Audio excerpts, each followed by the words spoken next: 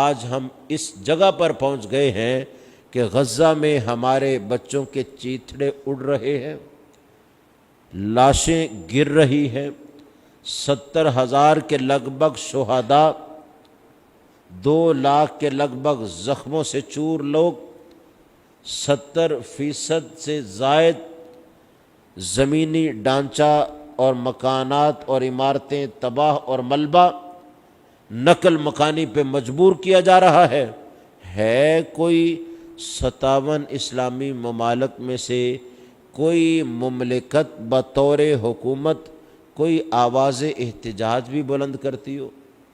ہم کہتے ہیں ہمیں قرضہ مل جائے، ہمیں قسط مل جائے، ہماری معیشت مضبوط ہو جائے۔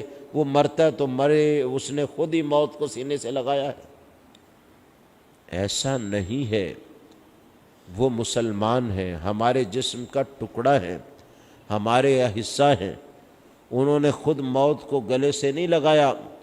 ان کی زمینوں پر غاصب یہودیوں کو قابض بنایا گیا، جنہیں کوئی پناہ نہیں دیتا تھا، وہ پناہ دینے والوں پر پھر غاصب بنے، قاتل بنے۔ اب ظلم کی انتہا ہے، اور مسلمان ہے کہ اپنے مسلمانوں کے وجود کی اہمیت کوئی نہیں سمجھ رہا۔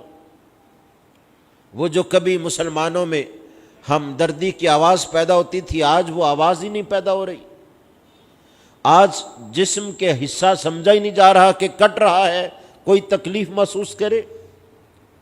مصطفیٰ کریم علیہ السلام کا وہ فرمان یاد آتا ہے، آقا علیہ السلام نے فرمایا تم پر ایک وقت ایسا بھی آئے گا، لوگ یوں تمہارے اوپر حملہ آور ہوں گے جیسے بھوکے لوگ کھانے کے پیالوں پر حملہ آور ہوتے ہیں، ٹوٹ پڑتے ہیں کھانے پر۔ صحابہ نے کہا یا رسول اللہ صلی اللہ علیہ وسلم، اس وقت ہم اتنے ہی کم ہو جائیں گے مسلمان کہ لوگ ہم پر ٹوٹ پڑیں گے؟ آقا علیہ السلام نے فرمایا نہیں، تم کم نہیں ہوگے، تعداد تو بہت ہوگی، لیکن ہوگا یہ تم سیلاب میں جاگ کی طرح ہوگے، تمہارا رعب ختم ہو گیا ہوگا، تمہارا دبدبہ کسی پر نہیں ہوگا، لوگ تمہیں کچھ بھی نہیں سمجھ رہے ہوں گے، اس لیے یہ حال ہوگا اور تم میں وہن کو ڈال دیا جائے گا۔ عرض کی حضور وہن کیا چیز ہے؟ فرمایا 2 چیزیں، ایک موت سے تم بڑے ڈرتے ہوگے، موت کا خوف بڑا ہوگا، مرنے سے بچ جاؤں، دوسرا مال کی محبت کہ میری معیشت مضبوط ہو جائے، باقی کوئی جہاں جاتا ہے چلا جائے۔ فرمایا جب یہ 2 چیزیں تمہارے اندر ہو جائیں، بلا لالچی اور موت کی پرواہ کرنے والا بھی کوئی قوت اور طاقت پا سکتا ہے۔ فرمایا اس وقت تمہاری یہ حالت ہوگی۔